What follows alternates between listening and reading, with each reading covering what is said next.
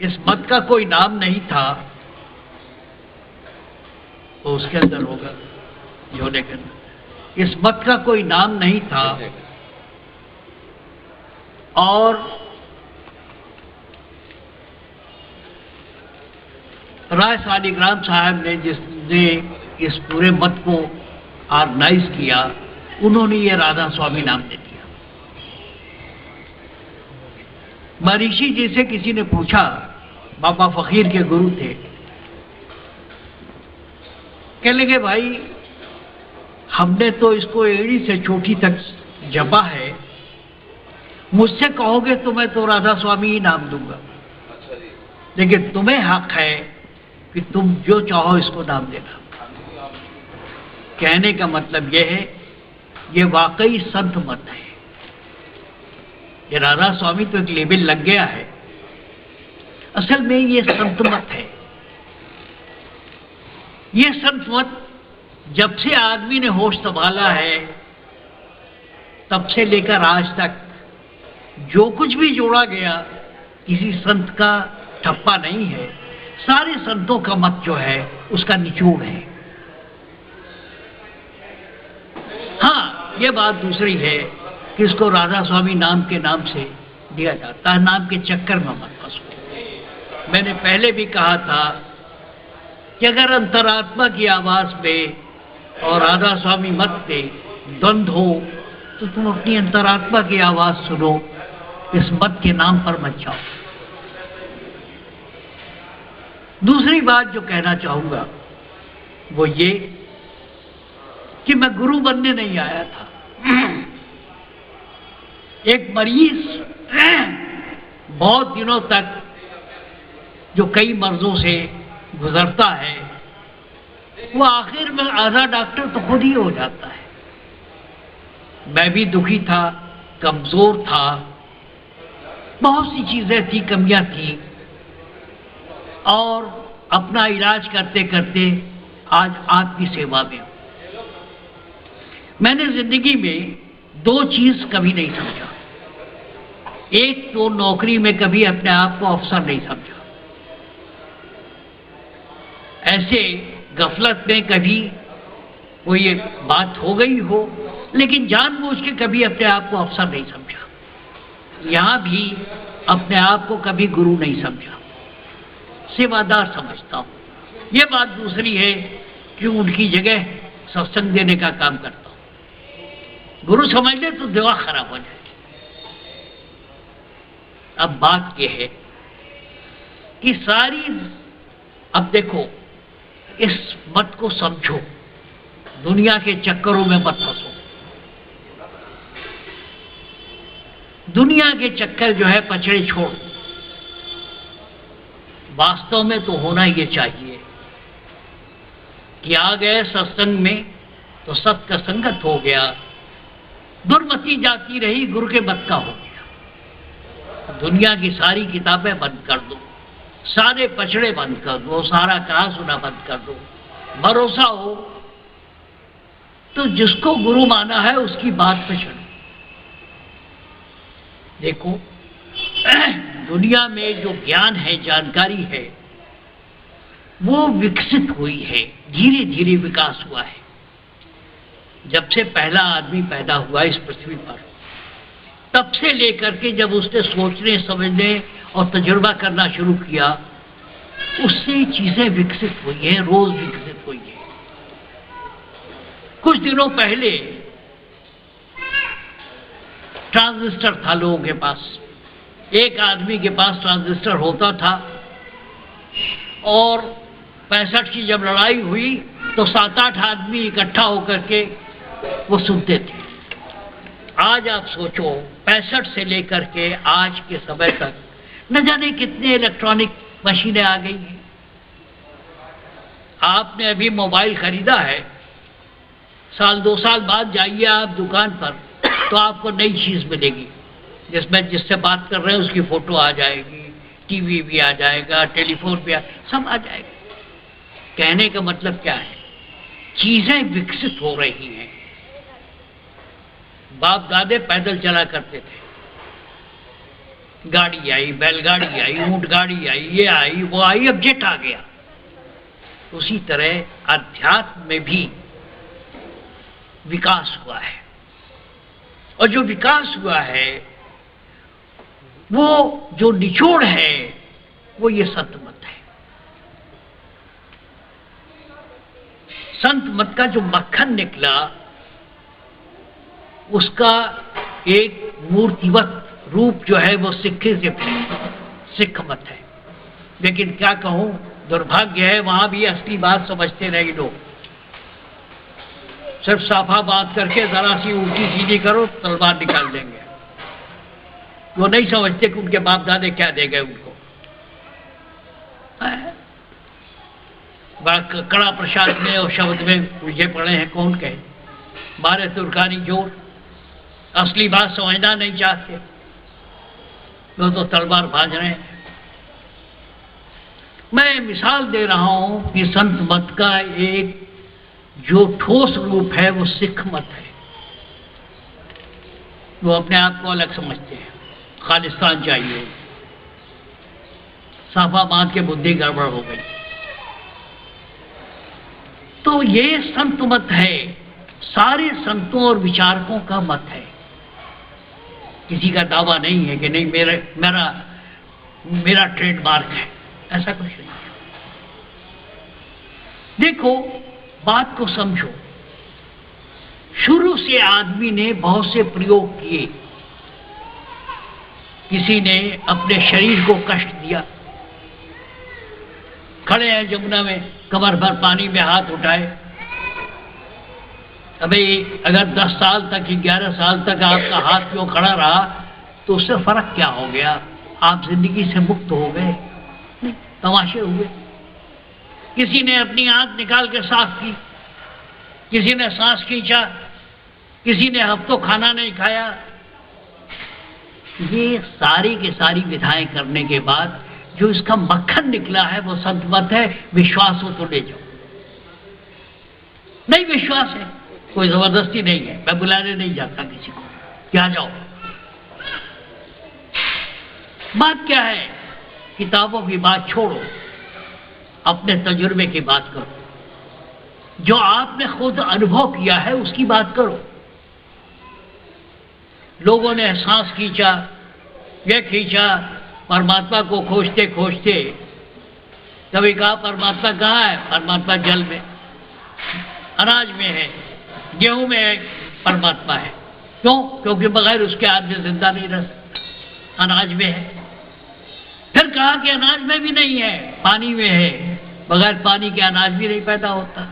तो ये चली बहुत दिनों तक खोज तलाश चलती रही। कहने का मतलब ये कि जितनी विधियां थी, जितने तौर तरीके थे, सांस खींचना मुश्किल काम था, भूख मारना मुश्किल काम था, आंख साफ करना मुश्किल काम था। इसलिए इस मत का उदय हुआ। ये सहज योग है।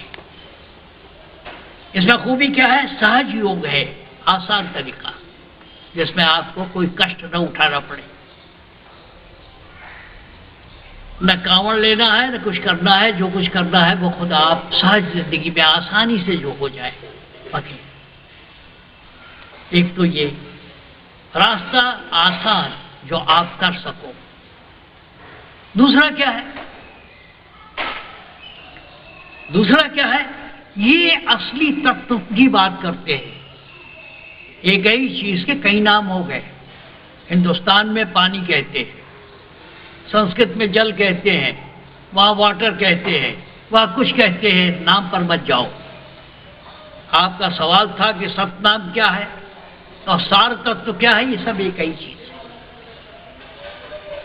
एक ही चीज है। नाम पर मत जाओ। नाम क्या है वो अलग से बताऊंगा अभी। बात क्या है? इस पूरी कहानी को किताबों की बातें छोड़, जिसके दिमाग में जैसा आया लिख गया। जो आपके अपने अनुभव में हो, जो साधारण अनुभव हो, वहां से बात शुरू करते हैं। है क्या?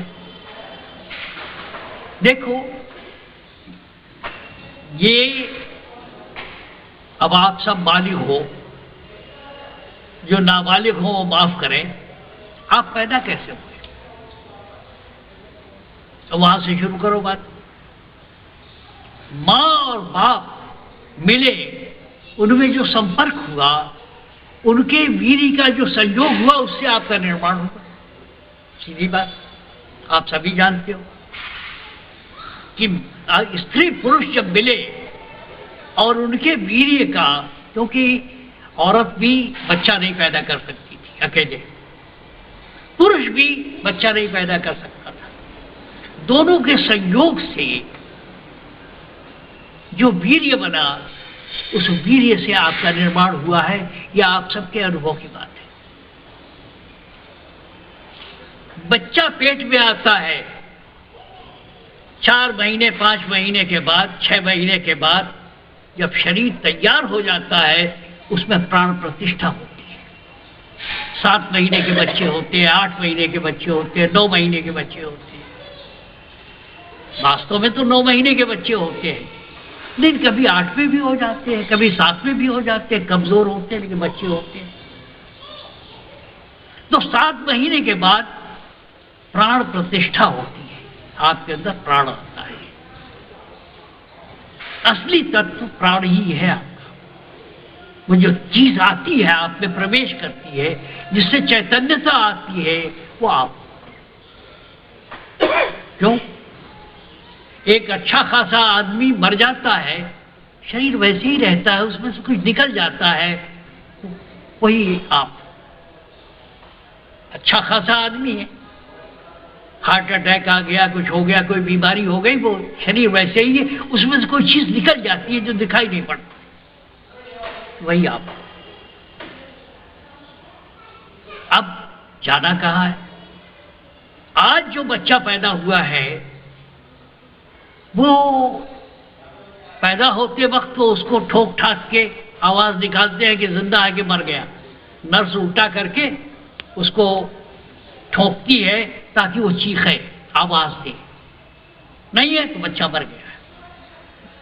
उसके बाद बच्चा अपने आप में मस्त रहता है, उसकी आंखें हफ्तों नहीं खुलती हैं। उस स्थिति में आओगे, वो निश्चिंत है। उसको देखो, जो नया बच्चा पैदा हुआ है उसको देखो, तो निश्चित है, उसको कोई चिंता नहीं है। इजिप्ट में क्या हो रहा है, ईरान में क्या हो रहा है, काम बम छूट रहा, कुछ कोई चिंता नहीं। उस स्थिति में जब तक नहीं आओगे, तब तक शांति नहीं मिलेगी। तो जहां से आप बिखरे हो, वहीं फिर आना है, यही संतमत है।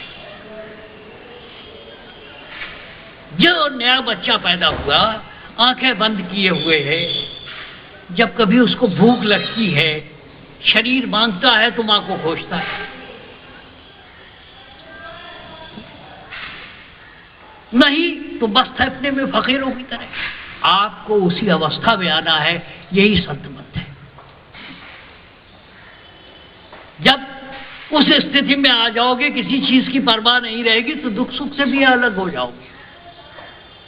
बात तो सीधी है, इसमें किताब पढ़ने की कौन सी जरूरत है, इसमें वेद शास्त्र की क्या जरूरत है। अब बच्चा क्या होता है, क्योंकि उसको जब भूख लगती है तो माँ उसको अटेंड करती है। ये आप पेशाब पखाना हुआ, उसको ठंड लगी, उसको कहीं उसके आराम में जब तकलीफ होती है तो माँ अटेंड करती है। तो पहले पहल बच्चा जो है अपनी माँ को पहचानता है कि हमारी तकलीफ जो दूर होगी, माँ से दूर होगी, माँ को पहचानता है। एक हफ्ते में अपने माँ को पहचानने लगता है कि ये जब आएगी तो मुझे आराम मिलेगा, मेरी जरूरत ये पूरा करेगी। फिर क्या होता है, बाप क्योंकि माँ के आगे पीछे घूमता है, इसलिए बाप को पहचानता है। फिर क्या होता है, फिर चाचा ताऊ को पहचानता है, मासी को पहचानता है, इनको पहचानता है, उनको पहचानता है। फिर क्या होता है, बच्चा बड़ा होता है।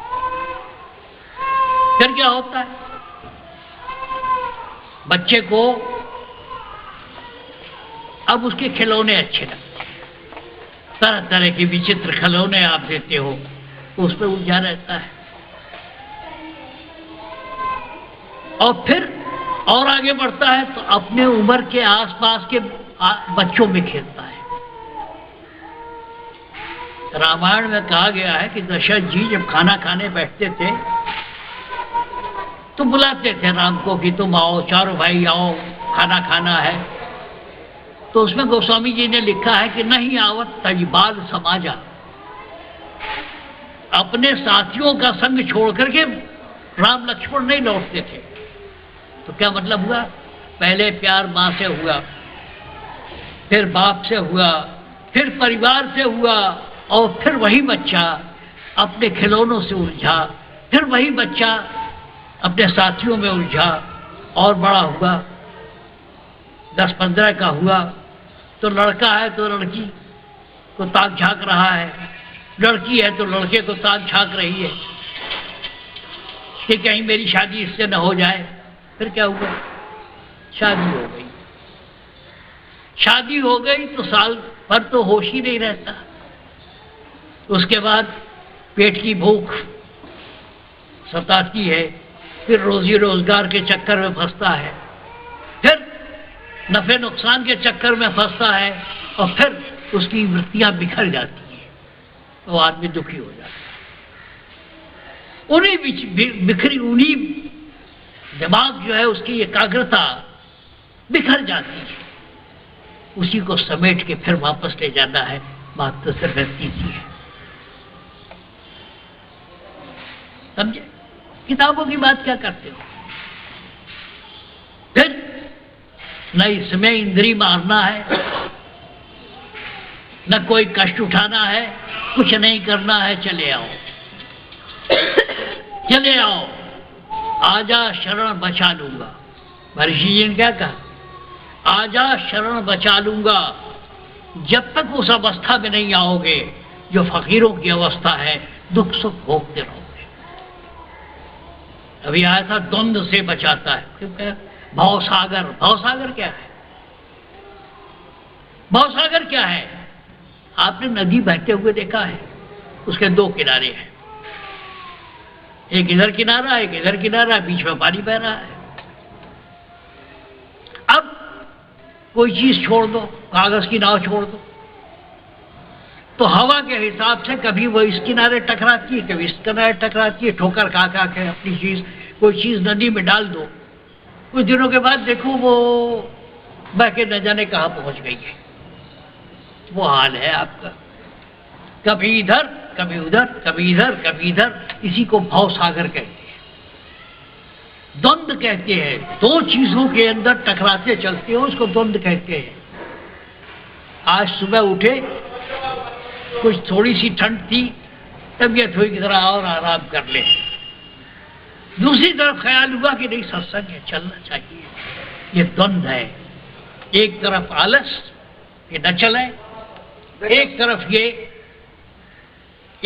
ये कि नहीं चलना चाहिए, मेरा फर्ज है, चलना चाहिए। वहां कुछ आनंद मिलता है, कुछ सुख, कुछ शांति मिलती है। एक तो ये, तो हम हर वक्त जो है इस दुविधा में है। मन कहता है ये करें, फिर कहता न करें। म्युनिसिपैलिटी का टैक्स बाकी है, दे दे, यार छोड़ो यार, देखा जाएगा, अब ये जरूरत पड़ी है, उस पर इस्तेमाल कर ले। तो सुबह से शाम तक हम इस द्वंद्व में हैं, हम कभी इस तरफ कभी उस तरफ। इसलिए इसको कहते हैं भवसागर। भवसागर का मतलब है कि जब हम दो चीजों के बीच में उलझे हुए हैं, यही भवसागर है। अगर आपका ख्याल एक तरफ हो जाए, जो चीज बीच में चलती हो, जैसे नाव किनारे चलेगी तो दिक्कत होगी, बाएं किनारे या दाएं किनारे। अगर नाव बीच धारा में चल रही है तो आसानी से चलेगी, इसीलिए बीच में चलो।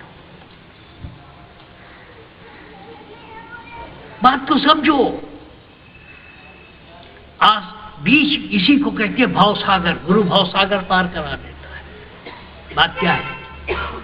मन हमारा जो है, मैंने बात बढ़ जाती है, मन जो है हमारा कमजोर है। कोई सहारा चाहता है। जैसे लंगड़े आदमी के लिए लाठी, अंधे को लाठी चाहिए, उस तरह किसी समझदार आदमी का जो निस्वार्थ हो उसका सहारा ढूंढता है। दुनिया की किसी भी चीज से उसको सहारा चाहिए। हिंदुओं के हिसाब से 10 अवतार हुए, मच्छ कच्छ 12। अरे भाई, मछली को क्यों नहीं पूछते? कछुए को क्यों नहीं पूछते?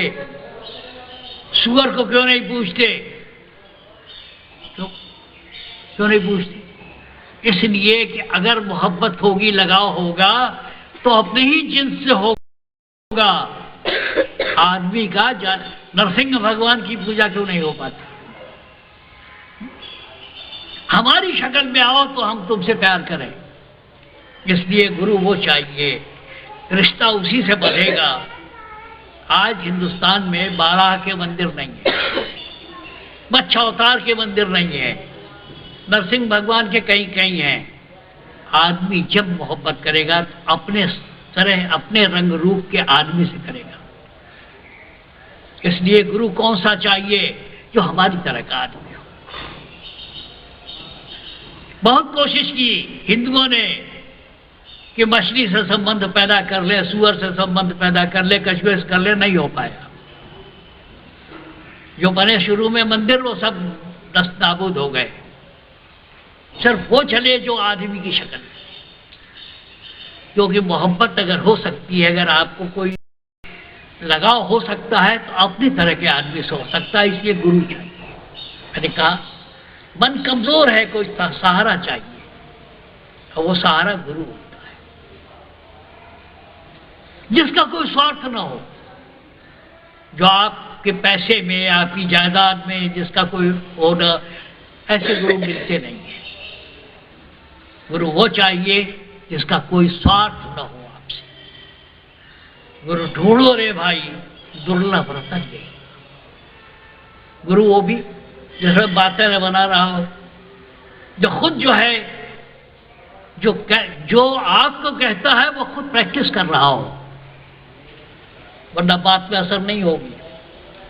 अगर खुद साधन कर संपन्न नहीं है गुरु, तो सिर्फ बकवास करने से बात नहीं बनती। कोई रुक नहीं पाएगा, ठहर नहीं पाएगा। अगर ठहरेगा तो उसके पीछे तप होना चाहिए। तो है क्या? बात कुछ नहीं है, छोटी सी बात है। अब देख लो, हिंदुओं ने मालिक को 3 रूप में बांट दिया। मालिक को 3 रूप में बांट दिया मोटे तौर पर। क्यों तो बांटा 36 करोड़ देवताओं में, लेकिन 3 मुख्य हैं, ब्रह्मा, विष्णु, महेश। ब्रह्मा कौन है? जिसने सृष्टि की रचना की। यह हिंदुओं के हिसाब से है, हमारा मत नहीं कहता, मैं बता रहा हूं। ब्रह्मा वो जिसने सृष्टि की रचना की, विष्णु वो जो उसको पालन करते हैं, शिव वो जो उसका विनाश कर देते हैं। ठीक है, ये भी सही। अब उसमें भी मतांतर। बहुत सी किताबों में तो लिखा है कि सबसे बड़े भगवान विष्णु हैं, विष्णु ही अवतार लेते हैं। ये 10 अवतार जो है विष्णु ले लिया। शिव पुराण पढ़ो, उसमें लिखा है कि नहीं साहब, सब कुछ करता धरता शंकर जी है। खैर वो छोड़ो, बात ये कह रहा हूं, बात कुछ और कहना चाहता हूं, लेकिन उसका एक इशारा कर रहा हूं। कहते हैं कि शैवों में, शिव भक्तों में और विष्णु भक्तों में बड़ी लड़ाइयां हुई। खैर बाद में कुछ आपस में समझौते की बात हुई। हुआ क्या? कहते हैं कि राम ने जब लंका जीतना हुआ, राम के पहले शंकर की बात की जाती थी, सत्य शपथ शंकर निधान की। जब वो कसम खाते थे सतयुग के पहले, तो लोग शंकर भगवान की कसम खाते थे। अब राम ने, विष्णु के अवतार थे, जब रावण से लड़ना हुआ तो रामेश्वरम में जाके शिव की पिंडी स्थापित की। और शंकर जी, अब ये तो विष्णु का हाल है, ये शंकर की स्थापना करते हो, शंकर जी का क्या हाल है। बहुत सी कहानियों में आया कि जब रामा अवतार हुआ तो शंकर जी आए दर्शन करने, जब कृष्ण अवतार हुआ तो साधु का भेष बन के आए। यशोदा जी ने कहा वो पता नहीं कौन साधु आया, नजर लगा गया, मेरा बच्चा तब से रो रहा है। बात क्या हुई? कहते हैं शंकर जी विष्णु का ध्यान करते हैं और विष्णु शंकर का ध्यान करते हैं। बात रहस्य रह गई, बात रहस्य रह गई। अरे जिसका ध्यान शंकर करते हैं और शंकर विष्णु का ध्यान करते हैं, बीच में पर्दा रह गया, वो पर्दा खोल देता हो। दोनों परम तत्व का ध्यान करते थे, परम तत्व का ध्यान करते थे। शंकर जी आज हिमालय पर बैठ के, कैलाश पर्वत पे बैठ के युगों युगों से किसका ध्यान कर रहे हैं, उसका ध्यान मैं तुम्हें बता रहा हूं। उसी परम तत्व का ध्यान तुम्हें बता रहा हूं जिसका शंकर ध्यान करते हैं, जिसका विष्णु ध्यान करते हैं, वही है। बात को लोगों ने खोल के रखा नहीं। कहते हैं राम इतने गुण के अवतारी थे, कृष्ण 16 कला में पूर्ण थे। अरे भाई बात क्या है? सेंस ऑफ प्योरिटी है। आप सोनार की दुकान पर जाते हो, कहता है ये 22 कैरेट का है, इसमें गिनी गोल्ड मिला हुआ है। तो जिसके अंदर जितने प्रतिशत प्योरिटी थी उतना ही बड़ा भगवान माना गया। परशुराम और राम, परशुराम से राम श्रेष्ठ थे, प्योरिटी ज्यादा थी, इसलिए उनकी पूजा हुई। परशुराम जंगल चले गए। बात तो समझो, किसके अंदर परम तत्व की कितनी कंटेंट है, कितने % प्योर है, उतने ही बड़ा भगवान माना गया, अवतार माना गया। आप कहां चक्कर में फंसे हो? हम तो चक्कर छोड़ाना चाहते हैं। 16 कला के पूर्ण थे, राम इतने कला के पूर्ण थे। नहीं भाई, तुम उसी परम तत्व पर चलो। हम तुमको फंसाना नहीं चाहते, उलझाना नहीं चाहते। केवी साहब इतने कला के पूर्ण थे, परशुराम, अरे भाई एक ही भगवान, 2 भगवान कैसे हो गए? परशुराम भी है, राम भी है। जब देखा कि रामा अवतार हो गया तो परशुराम ने अपना फरसा उठाया और जंगल चले गए।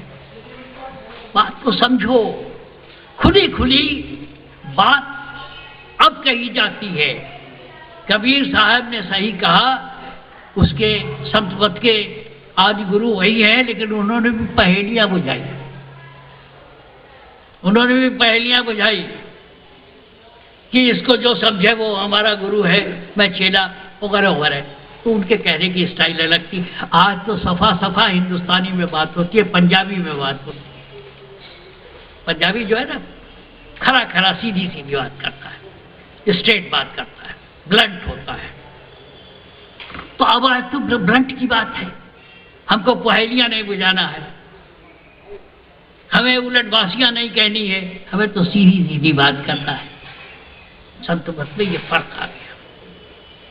पहले लोग एन बैन सैन से बात करते थे, अब तो सीधी फ्रैंकली बात होती है। फर्क यही हुआ है संत मत में कि अब सीधी बात होती है, लपेट के साथ नहीं, इशारे में बात नहीं होती, बात तो सीधी होती है। अब कबीर साहब की पहेलियां और बुझौल और ये सब तो गई, अब सीधी बात होती है। बाबा फकीर के लहजे में, खरी खरी पंजाबी में। तो अब उसको समझो। तो अब उसी परम तत्व की बात जिसका शंकर ध्यान करते हैं, जिसका विष्णु ध्यान करते हैं, वही ध्यान तुम्हें बता रहा हूं। सीधी बात है, बातें चक्कर दिला केगी। इसी को परम तत्व कहते हैं। नाम अलग अलग। गरीब का बच्चा होता है, उसका नाम गुरु होता है। वही बच्चा किसी और का होता है, राजकुमार होता है। नाम पर बच जाओ, असली तत्व क्या है खोजते खोजते वही परम तत्व है। इसलिए गुरु का सहारा चाहिए।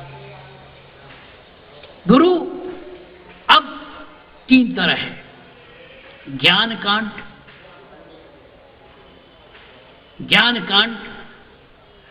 और कर्म कांड, दो बने।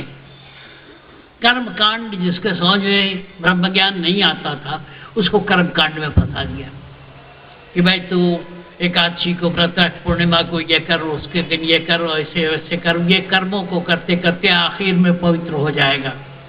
जो मूर्ख आदमी है, जो खेत जोत रहा है, उसकी अकल नहीं है, वेद पुराण बारीक बात नहीं समझ सकता, उसको लगा दिया कि तो शंकर जी को एक पत्थर खोज दे और उसको रोज पानी दिया कर, आखिर में जो बुढ़ापा आता है उसको तो उसकी समझ आ जाती है। इसलिए कर्म कांड में फंसाया। ज्ञान कांड कठिन था। ज्ञान कांड में गिरने का चांस बहुत था। नारद गिर गए मोहिनी रूप देख के। ज्ञान कांड में जो लोग चले बड़ा कठिन था। राजा जनक ज्ञान कांड से आए, अष्टावक्र आए, सुखदेव महाराज आए, लेकिन जो लोग इधर चले ज्ञान कांड से उनके गिरने का चांस बहुत था। वो अहंकारी हो गए, अधिकतर उसमें अहंकारी हो गए। एक बात आपको बता दूं, ऋषियों में वेद अभ्यास से बड़ा ऋषि विद्वान शायद ही कोई हो। उन्होंने रामायण महाभारत नहीं, उन्होंने महाभारत और जितने भी ग्रंथ थे वेद अभ्यास ने देखा। उसके पहले तो जबानी था, श्रुति था। श्रुति मैंने सुना हुआ, गुरु जी ने रटा दिया लोगों को, जैसा संस्कृत की अब भी पढ़ाई होती है, बच्चे रट रहे हैं। तो बाद में वेद अभ्यास ने लिखना शुरू किया, तो वेद अभ्यास सारे लिखे पड़े थे। जब उनका बेटा सुखदेव महाराज पैदा हुए तो जो प्राइमरी शिक्षा थी वेद अभ्यास ने उनको दिया। देखो विचित्र बात आ गई, बीच में कह रहा हूं। वेद अभ्यास जैसा आदमी जो सारे शास्त्रों का ज्ञाता था, उसका सबसे योग्य पुत्र जो था वो सुखदेव महाराज थे, जो 12 साल मां के पेट में ही रहे क्योंकि उनको ब्रह्म ज्ञान आ गया। अब उस बात को समझो। एक बार पार्वती जी ने ब्रह्म ज्ञान जानना चाहा शंकर जी से, तो शंकर जी से लगी रही, औरतें पीछे लगी रहती हैं, उनको रहस्य जानने की बड़ी इच्छा होती है कि महाराज ये ब्रह्म ज्ञान क्या है। तो शंकर जी ने कहा कि इतने किलोमीटर के अंदर जितने पशु पक्षी है चले जाए, यहां से चले गए। एक अंडा था वो नहीं ले जा पाए, तोते का अंडा था वो नहीं जा पाया, उड़ नहीं पाया। सारे पशु पक्षी शंकर जी की अदब में, उनके डर से कि त्रिशूल से काट देंगे, चले गए छोड़ के। तब शंकर जी ने पार्वती को ब्रह्म ज्ञान देना शुरू किया। और वो सुनते सुनते अंडे में गर्मी आ गई, उसमें से तोता बोलने लगा। जब वो आवाज आई तो शंकर जी को क्रोध आया कि भाई ये कौन रह गया जीव जिसने मेरी आज्ञा नहीं मानी। तो क्रोध में उन्होंने, कहते हैं कि त्रिशूल से कहा कि गला काट दे इसका। लेकिन गला काटने पर वो तोता में क्योंकि ब्रह्म ज्ञान आ गया था इसलिए मरा नहीं। अब क्या जाए, कहा जाए, तोते की गर्दन तो कट गई, तोते के बच्चे की। तो वेद अभ्यास की पत्नी गर्भवती थी, वहां जाकर के तो समा गया। अब समा गया तो उसको ब्रह्म ज्ञान था। अब वो 12 बरस तक कहते हैं कि गर्भ में से निकले नहीं। वेद अभ्यास उनको लाख समझावे, उनकी पत्नी बेचारी 12 बरस तक बच्चा ढोते ढोते परेशान। तो वेद अभ्यास ने बड़ा समझाया, बड़ा शास्त्रार्थ किया। वो कहे कि दुनिया में आने के बाद जो है दुखी दुख है, क्या फायदा मुझको, यहाँ बड़े मजे में हूं। वो जो लड़का हुआ उसको सुखदेव कहते हैं। उस ब्रह्मज्ञानी सुखदेव को वेद अभ्यास को जितना ज्ञान था दे दिया। अब उसके आगे का ज्ञान क्या लगे, बेटा मेरी जितनी जानकारी थी वो तो तुझे दे दिया, अब इससे आगे अगर कुछ सीखना हो तो जनक के पास चले जाओ। सोचो, इतिहास है।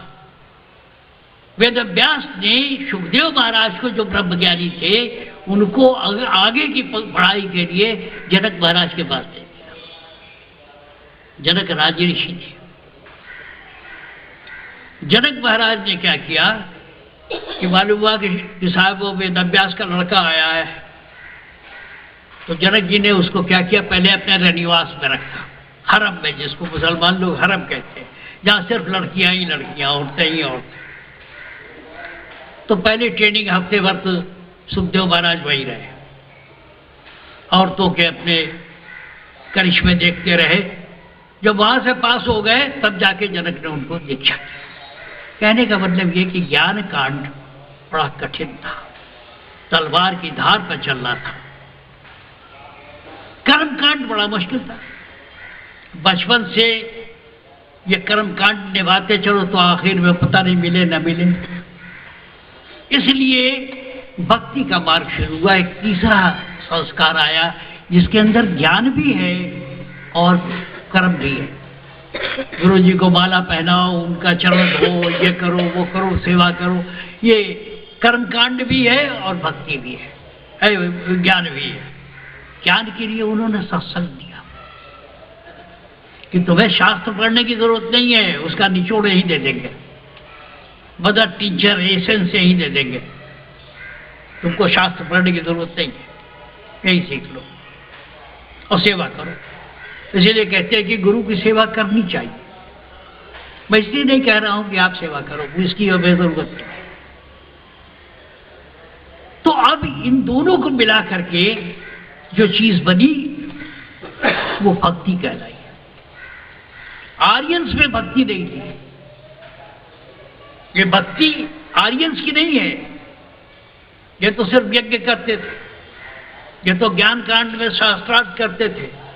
भक्ति जो है आर्यंस की थी, हुई नहीं, ये द्रविडियन की है। द्रविड़ों ने ये भक्ति पैदा की।